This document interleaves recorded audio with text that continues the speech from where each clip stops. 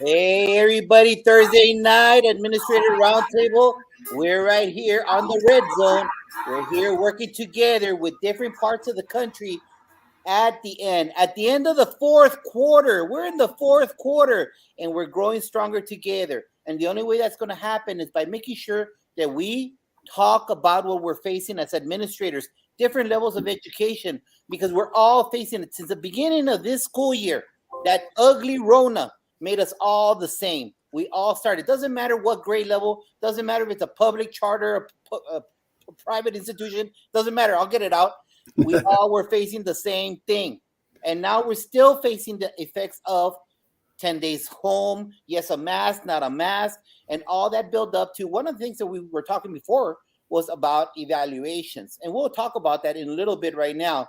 But let me know where you're coming from. Alaska, Hawaii, Maine, Florida, all the way in the middle. We need your tools for success, because that's the only way that we're going to grow stronger together. What do you think, Dean? Hey, listen, we're streaming live on Twitter, Facebook, YouTube, and it's, this is just a portal for just connecting with other leadership teams across the country to talk about things that we're going through. I mean, this really excites me. Thursday nights are always fun. Sunday nights are great. But anytime you can just come to your computer and talk to somebody from New Mexico, from Texas, from Florida, it doesn't matter. We're all in the same boat ourselves, so we're all trying to row in the same direction. My name is Dean Packard. I'm one of the co-founders of Unlock the Middle. It's great to be here tonight. We've got a couple of new guests with us, and we've got one still coming in. So before we even begin, let's kick it around and have these guys introduce themselves, where they're from, what they're all about, and feel free to comment on the comment section at any time. If you want to throw a question out there, we want to hear from you, and we want to dig into topics that might just make you a little better at your job too. Let's kick it down to Brian first. Brian, welcome to the show.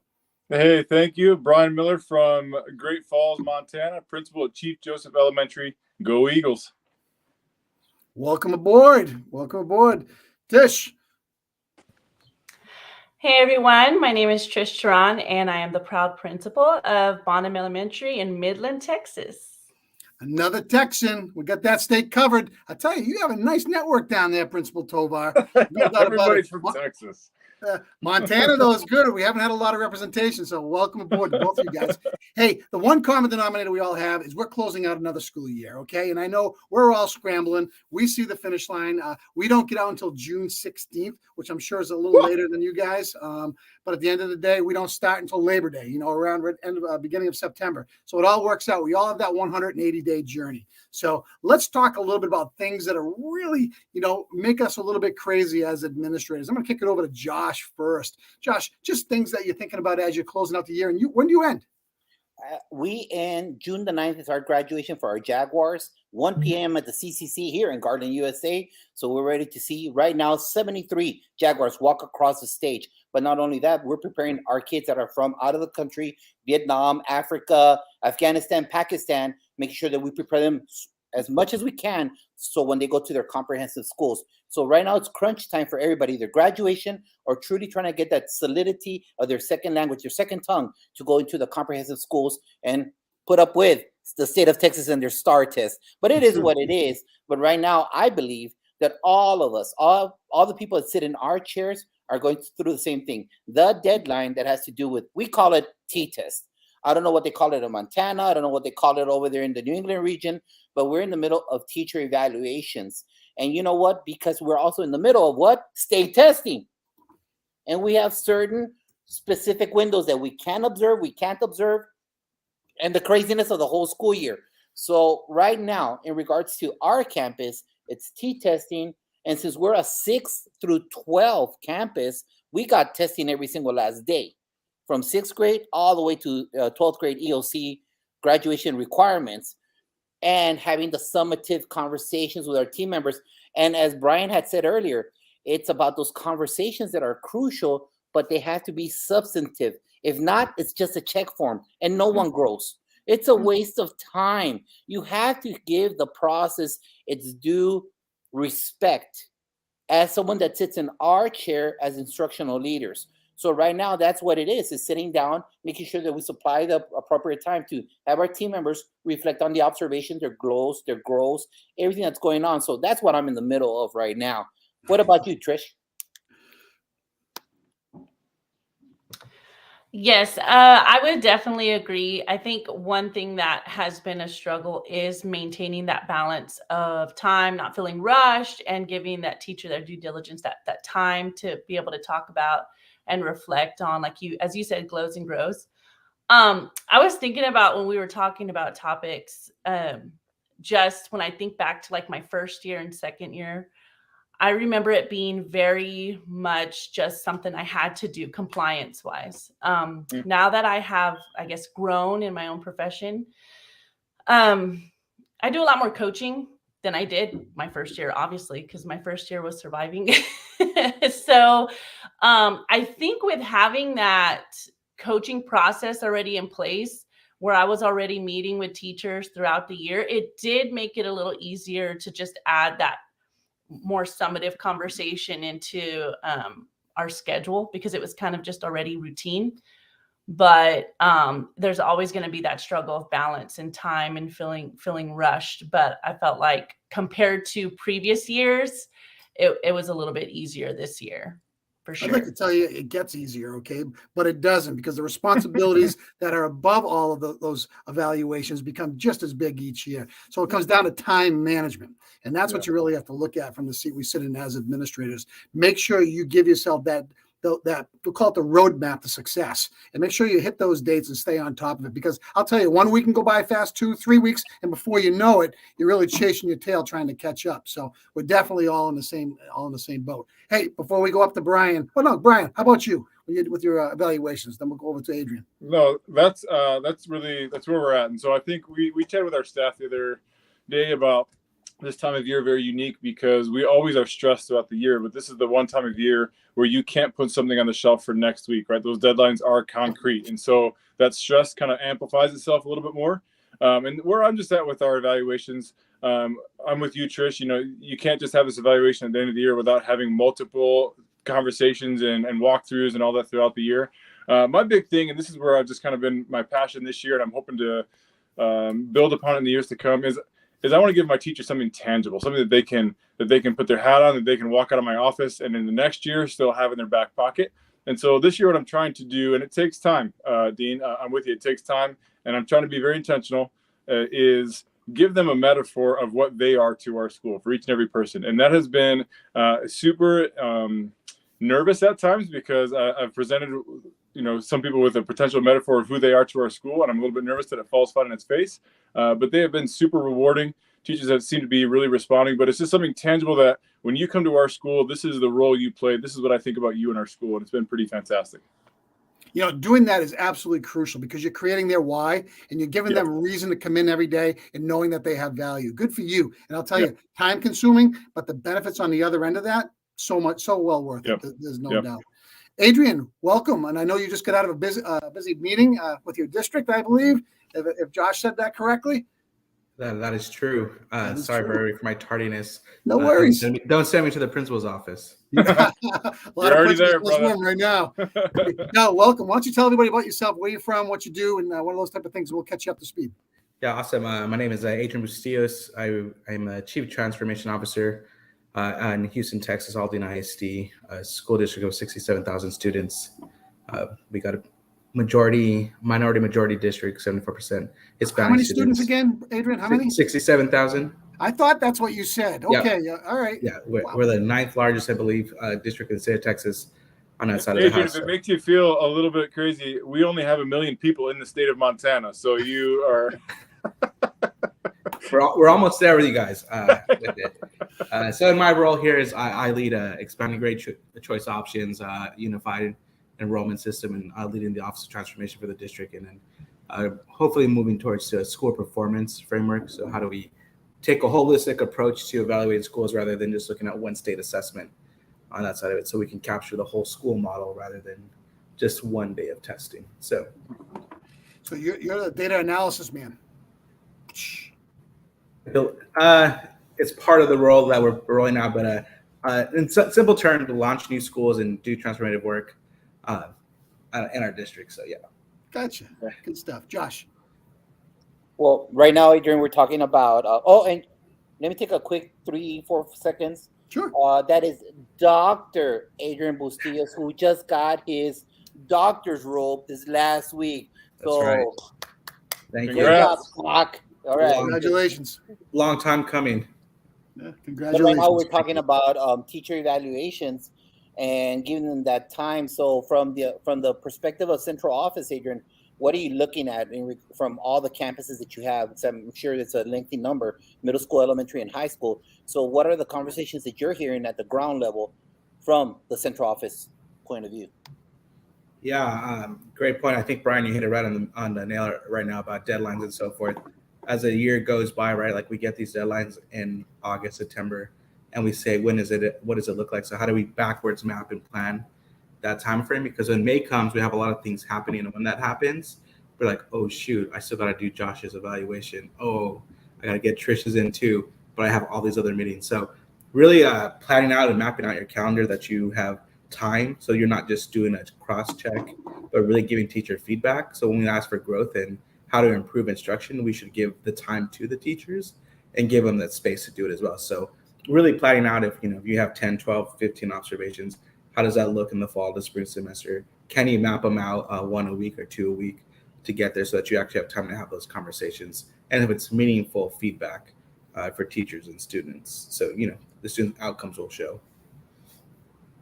What do we, Brian, when you're having those conversations, what does it look like from your angle? So let's say I'm a brand new person that just got hired. There's APs being hired right now, literally.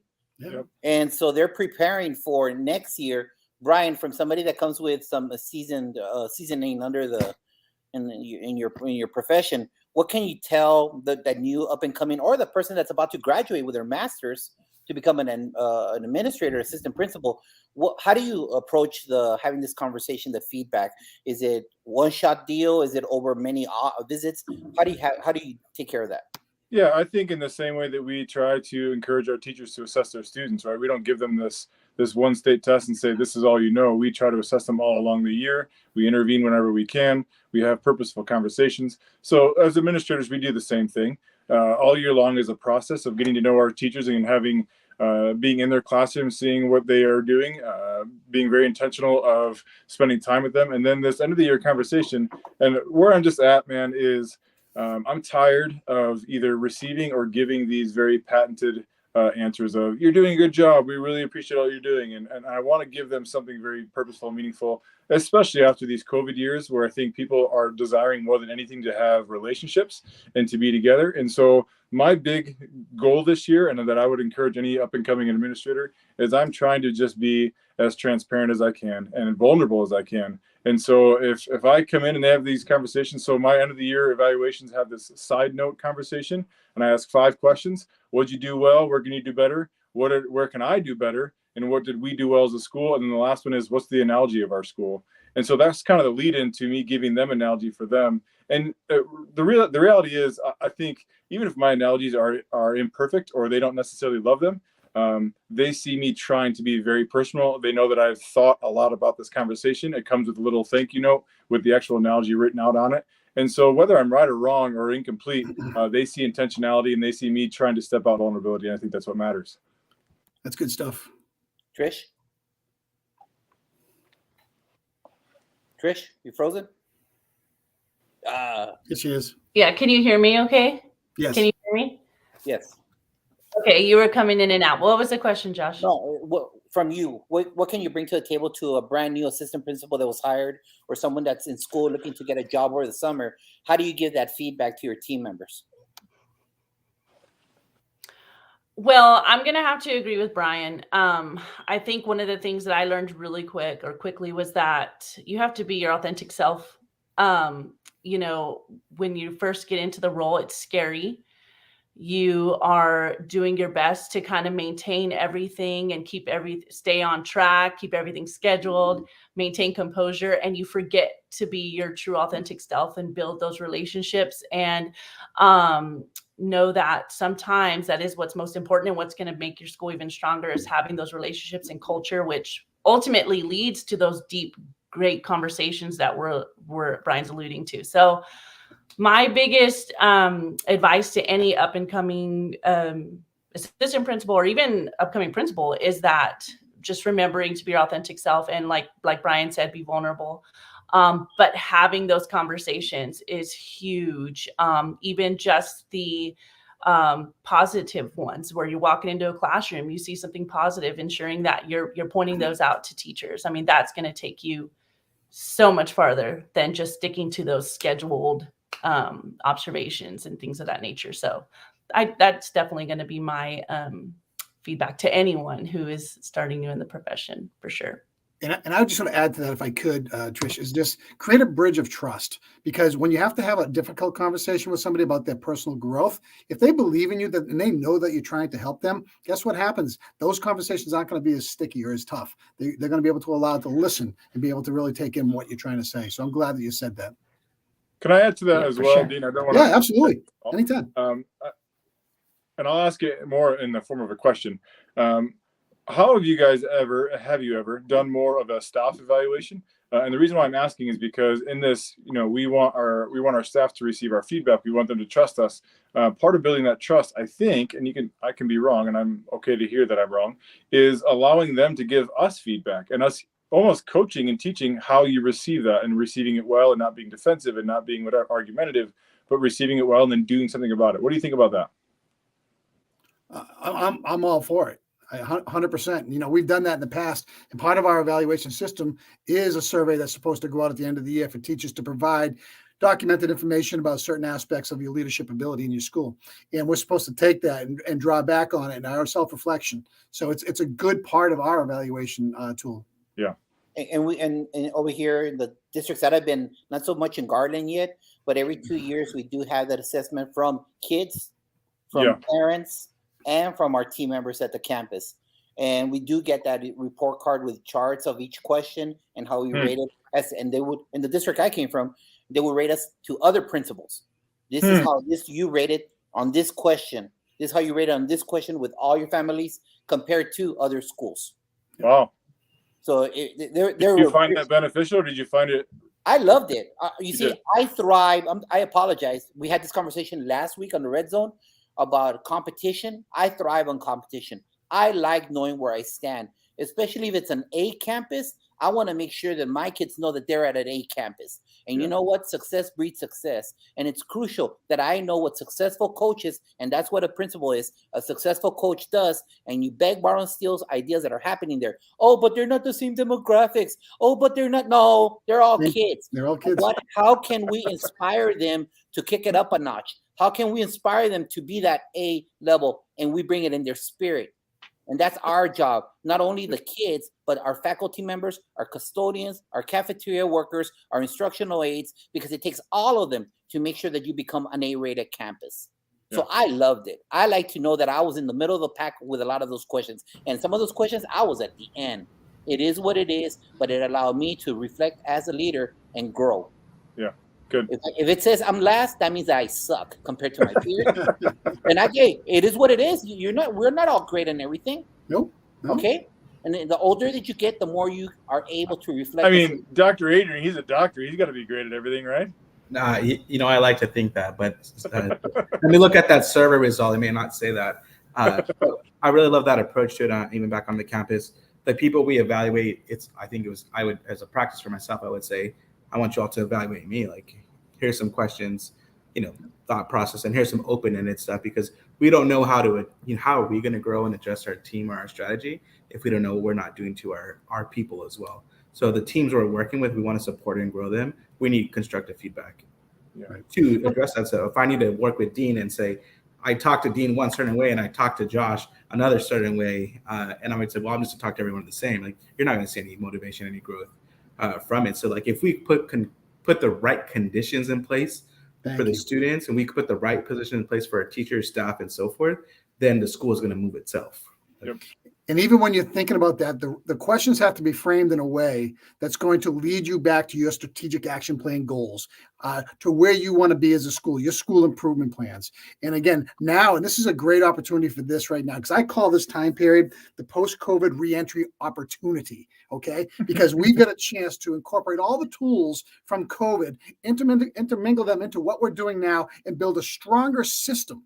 And we want to talk about like universal design and what that looks like, and the systems in our schools that are really pushing out high quality opportunities for all kids with equity. So you start thinking about that, and all of a sudden you start saying, okay, what is your school doing right now? As much as we're closing down, we're never closing down because we're always thinking ahead. We're forward thinkers. So one of the great things I think in our district this year, as we came to the table, we have like 3 goals on our strategic action plan, our district plan that we're focusing on, not 7, just 3. And they're out to the 7 schools. And what happens with those goals, they go out to your school councils, and they go out to your staff, and they go out to your community, and you collect feedback on it. Then all of a sudden you make those really strong goals to start off the school year. Think about that from a strategic plan as a coach. You want to be really good in a few things, because I'll tell you what, if you try to be good in everything, you're going to lose a lot of momentum because you just can't. It's like, what do you believe in? So what does that look like in your schools right now as we do that forward-thinking process? Josh, why don't we start with you? Just as an administrator right now, it's where can we kick it up a notch? We had Sean Kane on a month and a half ago. Yep. And I stick to that philosophy, that blueprint in regards to the fundamental 5. And it's to where we've had book studies and our team members present to each other repeatedly, because it's kind of like, I don't believe in having an idea and forgetting about it. Like we're in college, we would have a chapter, we would study for that test and never cover it again. Pedagogy is an ongoing living system. And pedagogy and how we develop, that's the best gift that we could ever give teachers, is PD. That's the best thing we could ever give anybody, because that's the best gift we could give kids, a well-armed teacher with delivery of instruction. So for me, it always comes down to now that it's open, quote, it's open, what PD can I send our team members to, locally or abroad? Number 2, what book studies can we use the second year that will build up on what we did before, but also bridge what we already learned? Those 2 things are, to me, fundamental in establishing our campus at MPA, because we have a lot of brand new team members, and we still need to hire 4 all year long. We had 4 short. We were 4 short. So we're going to have 4 brand new ones tied to the other 5. So we have 9 brand new in a small campus, and it's about ensuring that they have the tools for success academically in delivering the instruction to our kids. Because all the kids at our campus, they're RTI level 3, either at-risk kids or brand new to the country. Tell me they're not all needing. Yeah. So the whole thing is, the best thing that I can do is someone that sits in the chair that I sit in is making sure that they have PD on how to deliver instruction and back it up with fact-based book studies that we all can learn from each other. So that's what my goal is at this stage right now. And also taking into consideration, they're tired. They're tired. I'm letting you know. Their body language was tired in December. Right now, evaluations, end of year testing, they're very tired. Yeah. Brian. Yeah, I'm with you. And Dean, you mentioned this post-COVID. We sat down as a staff a couple weeks ago to try and really hammer out some initiatives for next year. And I'm pretty jacked about it. We have discovered, as I'm sure all of you have, that what COVID did is beat against this 100 years that we try to encourage kids that, hey, just because you have the sniffle, just because you have a cold, you need to come to school. And then COVID said, anytime you have a sniffle or a cold, you got to stay home from school. And it was good and it was right. So, but now we have this routine again of people are sick or people are whatever, they're going to stay home. So we're trying to really beef up our attendance next year and kind of make that our goal. And so we have this phrase of don't miss out. And what I love about it is don't miss out for the kiddos, right? Because we're doing some great things, but also for teachers, if we're promoting this don't miss out, you better be doing some pretty cool stuff in your classroom, right? You don't miss out. You show up to school, you show up to work, and you do some pretty innovative things. So we're really going to emphasize attendance next year. And then we want to emphasize, let's get back to playing with our kids. They've missed interactions. So how can we design some very purposeful interactions with kids that's playing together, getting to know each other, socializing, and also promoting our content and learning all along the way. So those are 2 of our 4, but those are the 2 I think I'm most excited about. Trish. So one of the things that I would say keeps me up at night is like how Josh mentioned, having some new hires. At my current campus, we have a lot of things going on that require additional training and book studies and things of that nature. So one of our primary focuses is our onboarding process for our new hires, because if not, there's a chance that they will come in already feeling very, very lost with just the language we use. the type of curriculum that we follow in the morning. You know, there's a lot. So onboarding is a huge part of my focus, because that is what is going to help like retention. A lot of my teachers who have stayed around is because they felt supported from the moment they walked in the door. So onboarding is huge.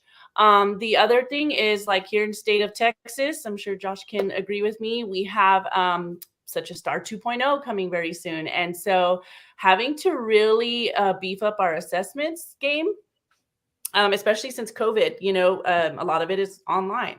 So that is another focus. Well, not a lot of it. It is online. So giving my teachers the training, the PD, the time to learn all the different types of questions, learn about how to create those types of online assessments. I want them to mess around in there and create them and get creative. And so those are my two major focuses, especially in the first 30 to 60 days. Good stuff. Adrian, from 10,000 feet. Okay, a little different lens. Yeah, no, I'm going to say that's like the right approach. What are you going to be good at? What are your 2 to 3 things you're going to do well and do them really well? If you have 5 or 7 to 10 priorities, you're going to do half of nothing. So really focus on those 2 to 3 items and go all in with it, right? Don't back out on the plan of it. And if it's not working, just adjust your plan rather than give up on it. So, you guys made some good points about in Texas STAR 2.0, new strategies, or I need new resources. Like, what does that look like? So as you do your campus improvement plans and you decide this is my strategy next year, make sure those strategies are coming through in all of your domains. So, math, science, social studies, English, and then what does that look like? Yeah. Now, good stuff. I mean, and we don't always take enough time to really project out, because obviously we're chasing our tail, trying to meet the deadlines, stay in compliance, get all the things done that we're supposed to do. As a principal now, and I've been a principal now for 14 years. I've been in administration for 20 years. So it's like every year I always tell myself, when I start thinking about my own self-improvement, I'm going to do it differently next year. But by God, it's so hard to make those adjustments in your own day, to do things differently. You got to give yourself permission. We say it to teachers all the time. It's okay to let go. Be a facilitator. Don't be a control person, okay? Let the kids own the learning. Well, guess what? Let your teachers have a say. Give them the autonomy to be part of the overall process. Treat them like true professionals. Give them that opportunity, and watch your schools just trying to take off. So again, the compass and the roadmap, so important. And I don't care what you're talking about, what system in your school, have that system that is going to be a systemic movement from K to 12 that's just going to have a core. And you're just going to go right at that core, just pick away at it. And all of a sudden, you're going to see great things happen. Hey, Josh? I agree with what you just said right now. Principal Cafela just joined us right now. And one of the things that he highly promotes is that you have to plan your whole week on Saturday and Sunday. And he goes, that there's going to be noise out there, but you have to make it a concerted effort that you plan your days so you actually get things done. So that right now, hey, guilty 20 years like you, Dean. Yeah. I'm crunching at the end, and every year at the start I say I'm not going to crunch at the end for evaluations. Every darn year since I was an assistant principal, I say I'm not going to crunch in April and May. And what am I doing right now? The same darn thing. Crunching. And it's not like we meant to do it. Just like Principal Cafela says, the noise gets in the way, and we didn't stick to the script. We didn't stay to that. And so I think that that's one of the things that I need to make a concerted effort to make sure that now I make it a point.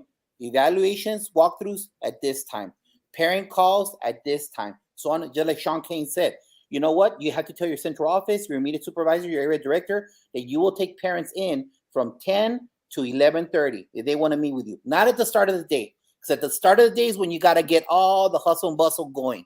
So that way parents don't complain.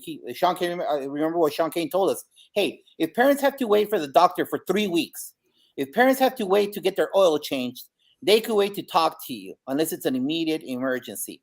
And it's about communicating the expectations, because as instructional leaders of that campus, we need to make sure that the whole body of the building is going and being visible in those places. So yeah, I believe that that's one of the things, Dean.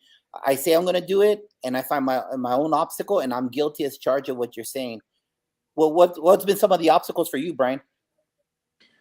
We have, and we're not unique to this, but I think the obstacle is, and you mentioned it, teachers were tired, not just in December, they were tired in October. they came into this year thinking to be different, and they got exhausted pretty quickly when they realized it wasn't all that different, and they didn't really have a long rest.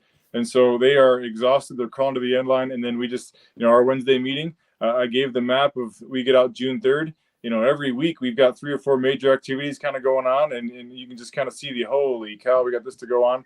And so it's, how do we get to the end, finish well, right? We want to finish well academically, but also we got kiddos who are starting to get crazy because summertime's here and the days are long and they want to get outside. How do we, you might call it noise. Let's embrace that noise. Let's have fun with our kiddos. How do we finish strong in academically and doing the right thing, but also just enjoying this time with our kiddos? Let's embrace it. Let's not fight against it. So trying to find that balance.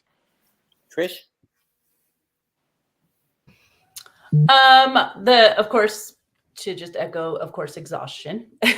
We all have that definitely going on. So trying to maintain momentum, maintain positivity, but realistic, with what expectations that are happening. But for sure, I can see the tiredness quickly.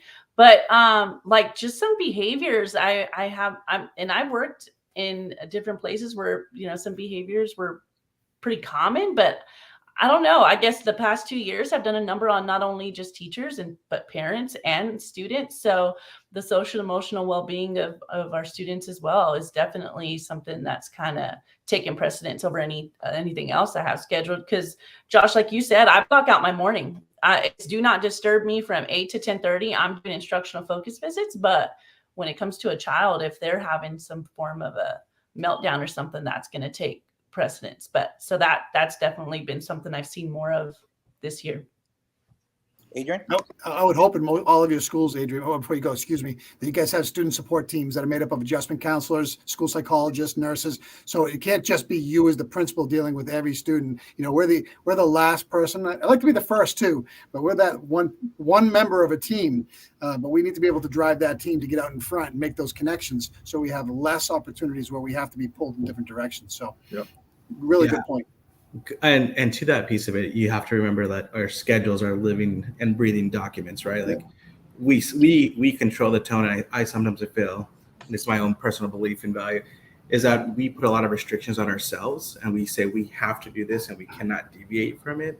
However, brain breaks for students, brain breaks for adults, brain breaks for the campus is key. And as the school year starts to end, if you can plan to say, how can I build some enrichment club day activity, or even if it's a half day to do, rotations, there's a SEL focus, there's a club piece of it, and rotate in the day. I know we have to hit our instructional minutes.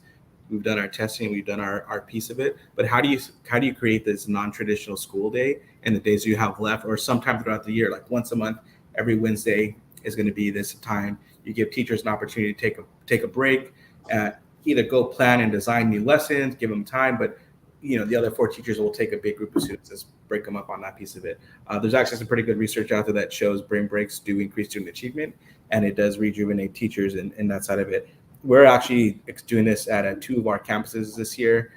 In those schools, we're performing very low. Now they're at the top, reading and math. We're going to expand it out to 2 other campuses, but you got to have the willingness to try to do something different. Because when we talk about school, Labor Day, Memorial Day, blocking the days. We all know, look at your calendars. You probably have every minute of your day blocked from 7 a.m. to 5:30 p.m. And we know May is the busiest time. Brian, you just mentioned it, right? How many events do we have here to the end of the year? Looking at your calendar, you're booked. So what brain breaks can you build back into the school day? And it's just kind of like, okay, Brian, Trish, you see me as a teacher, I'm stressed. I need an outlet. What can we do differently? I'm glad that you said that. Another thing that I come back to is, I was in a room with a bunch of administrators, and I look around the room. Sometimes I think they're as tired as the teachers are. So I say to myself, why did you get into this business? What is it that excites you about coming in? And I say this all the time. You chose the position that you're in. So you have 1 or 2 choices you can make. You can be positive, and you can just kind of be that beacon of that person where people can come to you and just release on you, and you can just, listen, but you are always going to take that high road. And coming across the table right here, what's your why? again, it's crazy. I mean, you need windshield wipers to get through the day sometimes. You know, they're just coming at you and you're trying to figure it all out. So when you step back for a second, you know, I love going down the hallway and seeing kids, put my arm around them, asking about how they're doing right now in the moment. What do they need at lunchtime? Just sitting down with a group that you didn't even think we were going to sit with them. What's going on in your world? You know, hear what's happening, hear about their social media, hear about their friends and all these types of things. Let them know that you care. The learning will take care of itself after that if the kids feel that the pieces in the puzzle care about them first. So what's your why? Let's go around the table really quick here. Let's start off with Trish. Gosh, my why. So I can remember standing up as a first year teacher and them saying, "Oh, so what brings you into education?" And I said, "I want to be a principal." Like, so I'm becoming a teacher because I know it's the pathway, to be a principal. And it's just something that fulfills my heart twofold, not only because of the students and enjoying them and being there and creating that positive environment, but I sincerely love my people, my teachers, the relationships I have. It's my second home. And I just enjoy that family feel that we have. But like Josh, I'm competitive. And so I also love the fact that I'm trying to be the best elementary school campus principal school community, you know, in Midland. So I love it. I thrive on that, and seeing my teachers get competitive with me and want the best school for our students, for our parents. Just being a positive, being a part of being a positive impact in our community, or helping teachers become the best teachers they can be. Like Miyagi, I always say that. I just want to be Miyagi. I don't have to be Karate Kid. But I love it. It's just how I thrive. So the relationships, students, teachers, and then just the competition itself. I love it. I thrive. Good stuff, Brian. I think that if you want to make a difference, you want to impact lives, there's no better profession than education. Like you've referenced, doctors and police officers and firefighters, they have a very specific role and they definitely keep us safe. And I love what they do and respect them immensely. But they come in and during times of complete intervention and crisis, we get to be there all day long, and we get to be with these kids in their highs and their lows, and their athletics and their lunch. We know when their mom has a new boyfriend coming into town. We know when they had a hard conversation the night before. We know these kiddos, and we get to intervene in all these different levels. And just like today, we had, honestly, one of the hardest days of the year. Something was in the water, and every single child and every single person was just absolutely crazy. And one of the teachers at the very end of the day said, "How was your day?" And I said, "Good." And what do you mean it's good? Because if these kids are struggling and in crisis, don't we want them to be with us? Like we want to be the one in the room with them, holding them as they scream and yell and claw and bite. Bite me, kiddo. Like, come be with me, so because I can love you in 10 minutes afterwards, and I can still put an arm around you and walk you back to class and say, "We love you, we got you." I mean, that's why we're here, to make the difference, and there's no better way to do that than in education. Great stuff right there, Adrian. Yeah, I think going into education, I was like, okay, let's see, what is this about here? But the greatest why for me is the connection you make and the belief the students listen to every single word you say.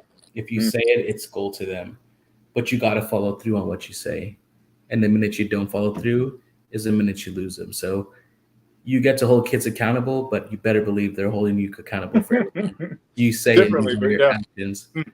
So to me, that's the most powerful thing you can do, where you have these kids who are just curious, and those who have joy and those who don't have joy. You can bring joy to every single student if you just give them that time of day. When we talk about connecting, think about the places you connect the most with any student or if adult in the building.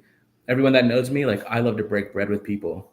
You know, it's the best way to have any conversation. I mean, I think I've taken Josh to go break bread over barbecue because, right, it's a common place, it's a safe place, anybody can talk. But I think students too, they'll just open up to you and they'll be like, "Oh, you eat pizza too?" It's like, yeah. You know, but it goes a long way. So that's my why, like just really connecting on that level and holding myself accountable to every single word I say and do. So my actions carry that weight for me with the students. Awesome. And Tricia, I want to go back to what you said, and you want to be that A school, that place that everybody, that it school. The biggest thing I'd say to people is follow through. Listen, follow through, because if you follow through, you're gonna gain trust, you're gonna gain direction, you're gonna gain momentum, and it's one of the biggest things that great leaders do well. Okay, and sometimes that's not easy to follow through. But again, if you let things slide and you pick and choose what you're going to do, they're going to poke holes in you and your leadership, and it's not. And you're never going to be that school if you start doing that stuff. So I'm glad you brought that up. You know, Dean, one of my mentors always told me, you got to sweat the small stuff. And so that is something I live by. Sweat the small stuff so the big stuff really matters. And so that's another piece of advice for any new administrators out there. Every little thing matters when it comes to your campus. It's their home. So for sure. I love it. Yeah, good stuff. Josh. You know what, Dean? I 100% agree with what you said. And that's one of the Principal Cafela's line is that we chose leadership. We can't complain. We always have to be on fire because we prayed for an interview. Please let me have an interview for a principalship, please. And after the interview, we prayed again and did holy water and holy rocks that the superintendent would call us for a second interview so that we could get the main chair. But you know what?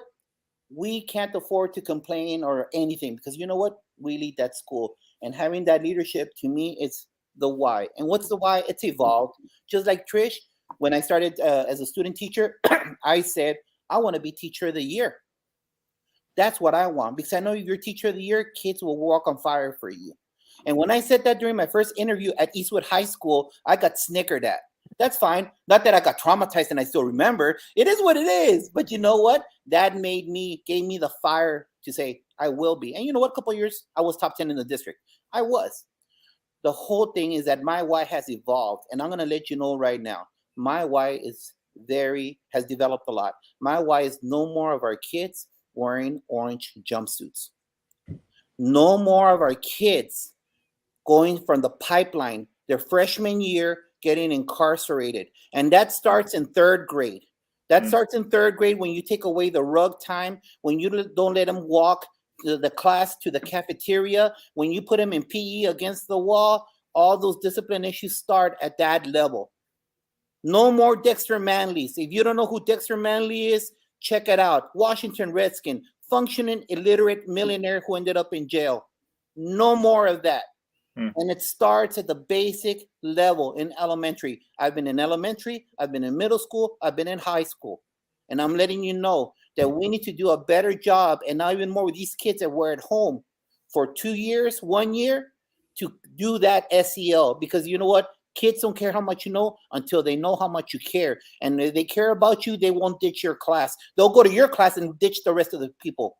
That's because they know that you care. And our why is to make sure we give them a fighting chance in this evolving economy. And we need to keep on working together as a family in that campus, not united, not divided, but united, to make sure we provide them with all the opportunities in this world. And let me tell you, that's my story, and I'm sticking to it. Champion for kids. Think about that. And aside from that, keeping your eye on all those kids, building capacity of all those around you, and help give them the tools to be as successful as they possibly can. Hey, that's what this show is all about. Sharing ideas, looking what's out there, and then bringing your toolbox back to work tomorrow and disseminating those tools out to make your school a little bit better place. So, hey, last minute or two, anybody got something they want to throw in there? A little bit of round table inside the red zone.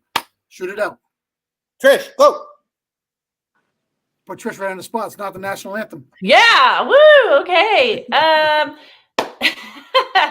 Just, we've got just wishing everybody luck out there. And of course, making sure that we have strong finish. I can't remember if Brian said it or Dr. Adrian Bustillos, but we definitely want to wish everybody a strong finish and make sure our kids are successful at the end of this year and hopefully get to talk to you guys again. So I appreciate it. Of course you will. Got it. Adrian. Yeah, I'm going to say take risks, fail forward. If you don't take those risks for students, they'll never learn how to take a risk and go out there. There's more out there for everyone. We just got to be willing to take that chance. Brian. My personal conviction at the end of every year is I know kids are working hard, teachers are working harder, principals should be working the hardest. Dr. Tovar, Everybody, doctorate. Very simple. Know your politics. Kids, know your politics. Teachers, know your politics. Administrators, know your politics, because that will always be a way forward. And you know what? I think today, thanks to the help of Dr. Adrian Bustillos, Trish, Brian, I think that we scored another touchdown, Dean. Another In the touchdown. red zone, we scored another Absolutely touchdown on the 1 yard line. I think we had a great show, but it doesn't stop there, Dean. No, I'll tell you, Sunday night we'll be back at it again. 7 p.m. this Sunday night, we got Rich Ches, and he is presenting to us his brand new book, Rogue Leadership. So join us this Sunday, 7 p.m. We're only getting stronger together. What do you think, Dean? I absolutely agree with you. Hey, guys, I want to say again, thank you very much for being here tonight. It's always fun to stretch our muscles a little bit, come out there and see what we have together. And when we leave here, we get a little bit stronger. So again, wish you all really well. Have a great Friday tomorrow. But more importantly, enjoy what you do because it'll show in every aspect of what you do. Okay. Listen, have a great day, everybody. Thanks for joining us. And we are out for now. Everybody stay on for a minute. Take care.